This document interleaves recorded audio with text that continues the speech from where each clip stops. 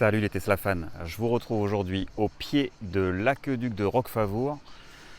Voilà une très belle construction qui est ici dans les Bouches-du-Rhône, construit dans les années 1840 si je ne dis pas de bêtises. Voilà, c'est le plus haut aqueduc en pierre du monde, plus haut que le pont du Gard, presque 2 fois plus haut. Il amène l'eau de la Durance à Marseille, il est toujours utilisé pour ça. Voilà, donc un joli cadre aujourd'hui pour attaquer notre vidéo. Mais avant notre vidéo, j'ai quelque chose à vous dire.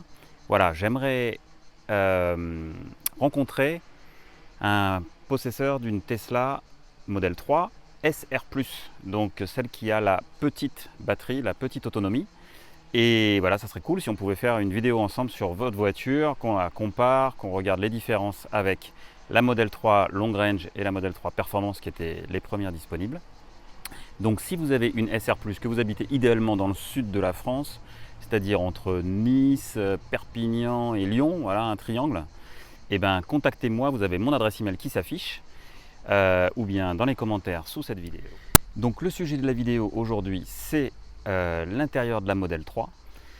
Vous savez que quand vous commandez une Model 3, vous avez peu d'options, vous avez le choix entre 5 couleurs, vous avez le choix dans les jantes, et puis donc ensuite vous avez le choix sur l'intérieur, blanc ou noir. Et vous savez que j'ai choisi blanc, vous l'avez certainement vu dans mes vidéos précédentes. Et en fait ça pose beaucoup de questions, et il y a beaucoup de questions dans les commentaires de mes vidéos sur cet intérieur blanc. Est-ce que c'est vivable? Est-ce qu'on arrive à vivre avec?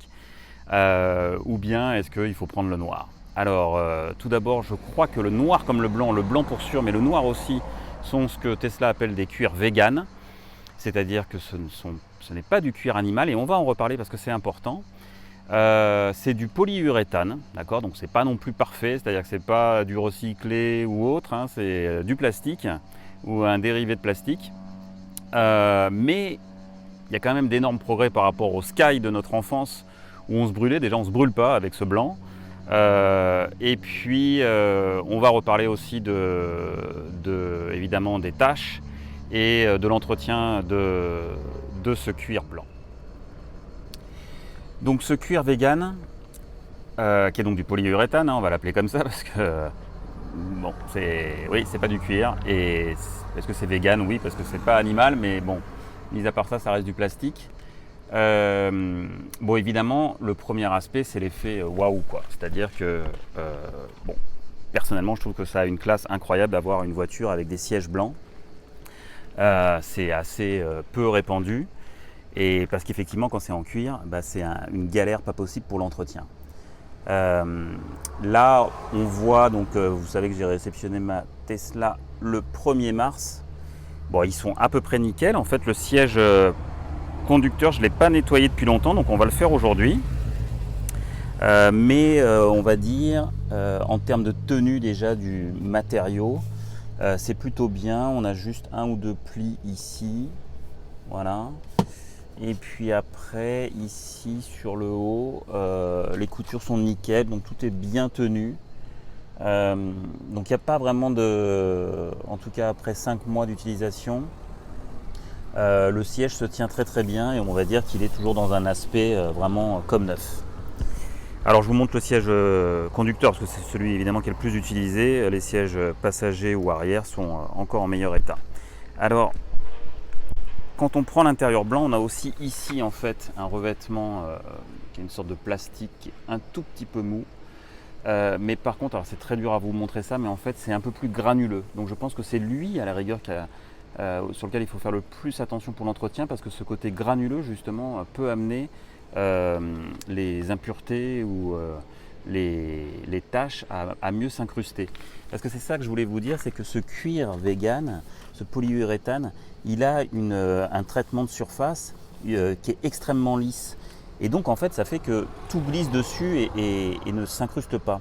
Et c'est pour ça qu'il y a très peu de voitures avec des cuirs blancs, parce qu'un cuir animal, lui au contraire, est extrêmement poreux et plein de porosité dû à l'animal qui avait des poils, et puis aussi la peau doit respirer.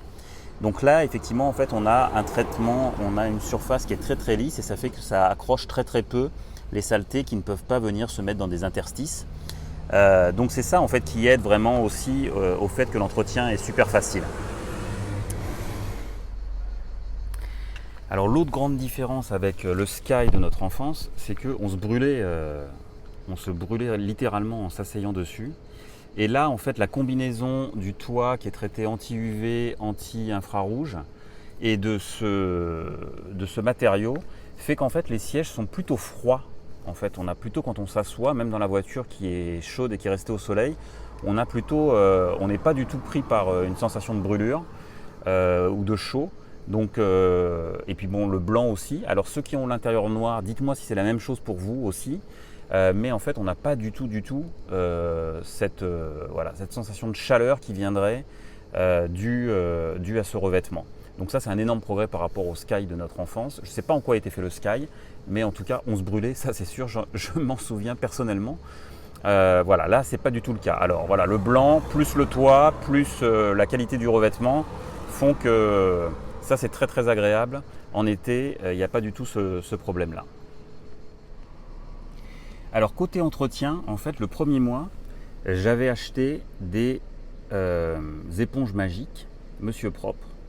Et finalement, en voyant d'autres vidéos et d'autres utilisateurs sur les forums aussi, j'ai arrêté d'utiliser ça parce que ça, c'est abrasif.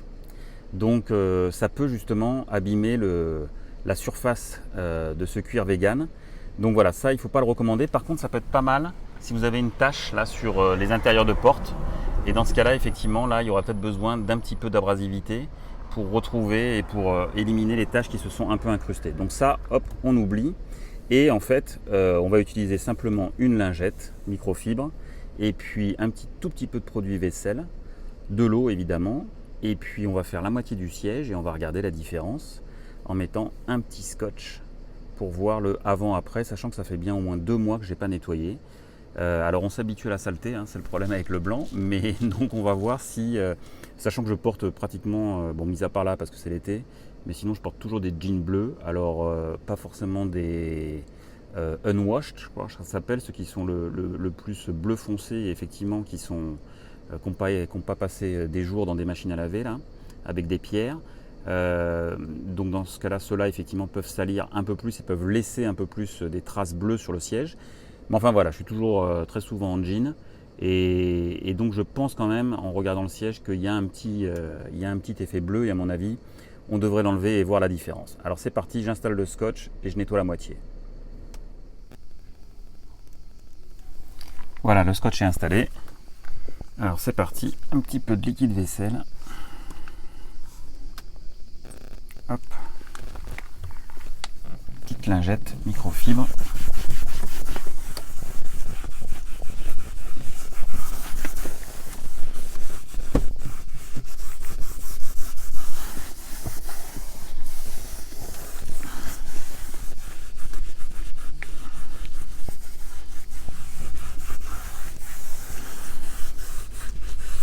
Voilà.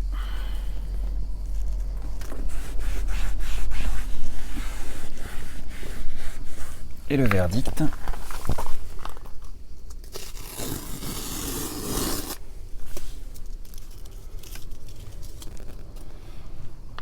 Bon, je vois une légère trace du scotch. Bon, enfin franchement, c'était pas très sale. C'était vraiment pas sale, ou alors j'ai pas enlevé la saleté. Non mais quand même on voit bien, moi je le vois, bon je sais pas vous du tout, mais moi je vois bien la ligne de démarcation du scotch. Donc voilà, petit nettoyage, mais c'est vrai qu'ils sont plutôt bien. Voilà, donc vraiment écoutez, un entretien facile. Moi je recommande. Après on n'aime pas, mais ça donne quand même un effet vraiment sympa à la voiture. Voilà, avec aussi ici aussi, alors là c'est pas du tout, ça c'est froid en fait. Bon, d'un autre côté j'avais la clim d'allumer. Donc ça c'est pas la même matière, hein. ça fait plus métal en fait. Plus métal par rapport à l'intérieur de porte, voilà, qui est un peu plus granuleux. Dans les noirs c'est de l'Alcantara. Donc là ça fait, je sais pas, une sorte de, c'est une autre surface, un autre traitement de surface. Et puis les sièges. Ce qui est appréciable sur cette Model 3, c'est que tout est en cuir blanc. Il n'y a pas de pièces plastiques blanches.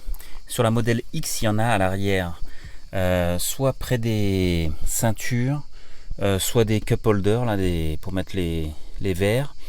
Ils ont mis un plastique blanc. Et conclusion, aujourd'hui on voit des gens, pas qui se plaignent, mais le plastique blanc évidemment vieillit pas la même vitesse que le cuir. Donc ça peut faire une différence de couleur alors qu'au début c'était la même. Ici sur la modèle 3 on a tout dans la même matière. Tout est en cuir, tout l'accoudoir est en cuir.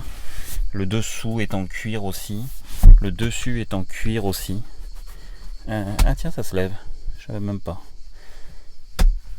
Voilà, donc tout est cuir, donc ça fait qu'effectivement il y aura un vieillissement homogène de toutes les pièces. Et ça c'est plutôt appréciable. Voilà, et écoutez, c'était tout pour cette petite vidéo sur les sièges. Si vous aimez l'effet waouh, cet effet frais, intérieur unique, parce que bon, c'est vraiment rare d'avoir ça. Voilà, n'hésitez pas, moi je vous le recommande. Ça fait vraiment une voiture à part, et je trouve que ça donne, avec la tablette évidemment, un look qui n'existe nulle part ailleurs. Et ça participe un petit peu au mythe Tesla et au fait que cette voiture, elle est pas extraordinaire, parce que c'est toujours un grand mot, mais voilà, elle n'est pas ordinaire, elle n'est pas comme les autres. Je vous rappelle ce que je vous ai dit en intro: si vous avez une Tesla Model 3 SR+, et que vous habitez dans le grand quart sud-est de la France, n'hésitez pas à me contacter. J'aimerais vous rencontrer et qu'on fasse une vidéo sur votre voiture. Et puis sinon, je vous dis à très bientôt pour une nouvelle vidéo.